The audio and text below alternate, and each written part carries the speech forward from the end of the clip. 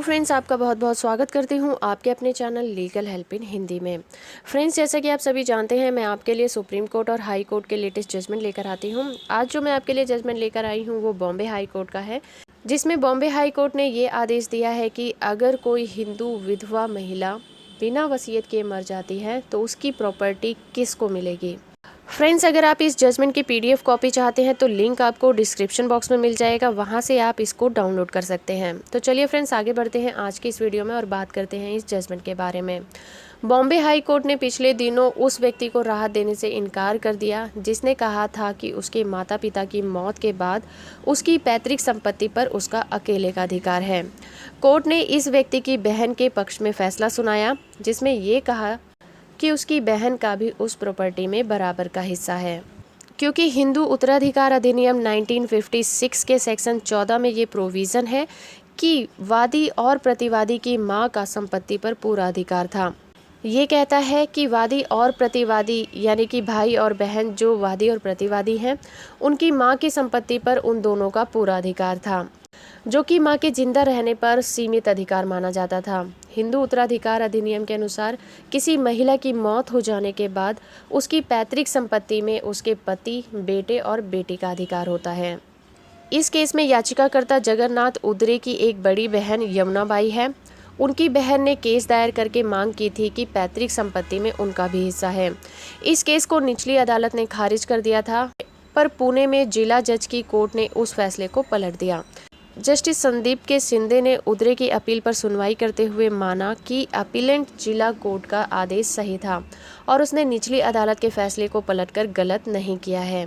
Court ने माना कि एक विधवा हिंदू महिला की पैतृक संपत्ति हिंदू उत्तराधिकार अधिनियम के तहत बेटा और बेटी दोनों को मिलती है। अगर हम इस केस के पुरानी बातों पर नजर डालें तो वमान उदरे की मौत 15 अप्रैल 1944 को हो गई थी। उसके पीछे उनकी पत्नी शांताबाई, बेटी यमुनाबाई और बेटा जगन्नाथ रह गए थे।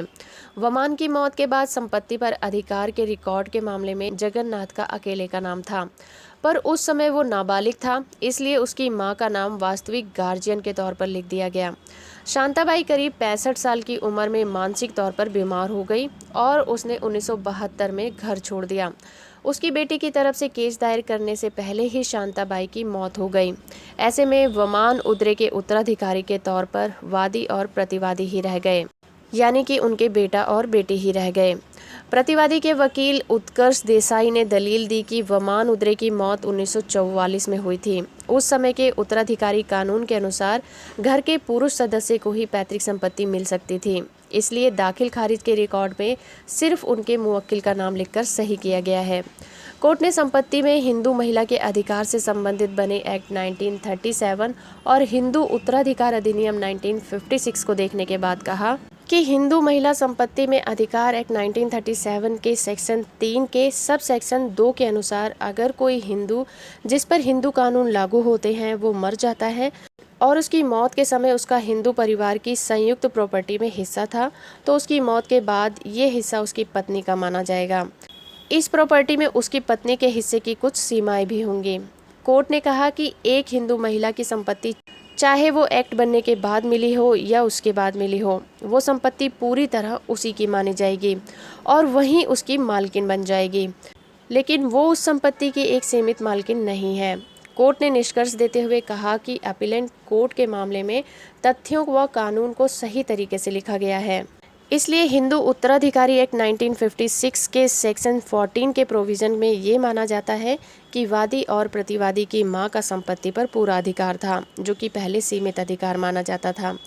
इस मामले में इस बात पर कोई विवाद ही नहीं है कि वादी और प्रतिवादी की मां की मौत 1956 में हो गई थी। ऐसे में हिंदू उत्तराधिकारी एक्ट 1956 के अनुसार उसकी मां की प्रॉपर्टी में जो हिस्सा था उस पर इसी एक्ट के नियम लागू भी होंगे और उस नियम के अनुसार उस मृतिका की प्रॉपर्टी पर हिस्सा उसके पति, उसके बेटे और बेटी का है। इसलिए इस मामले में जो अपील दायर की गई थी वो बॉम्बे हाई कोर्ट ने खारिज कर दी। तो फ्रेंड्स, बॉम्बे हाई कोर्ट के इस फैसले से ये साफ हो जाता है कि अगर कोई विडो हिंदू महिला की मृत्यु बिना वसीयत करे हो जाती है तो उसकी प्रॉपर्टी भी उसके उत्तराधिकारियों में बराबर की बटेगी। तो फ्रेंड्स, ये था आज का हमारा वीडियो। उम्मीद करती हूँ आपको ये वीडियो पसंद आया होगा। पीडीएफ कॉपी आपको अभी तक अगर आपको ये वीडियो अच्छा लगा है तो आप इसे लाइक करिए, शेयर करिए, और अगर अभी तक आपने मेरे चैनल को सब्सक्राइब नहीं किया है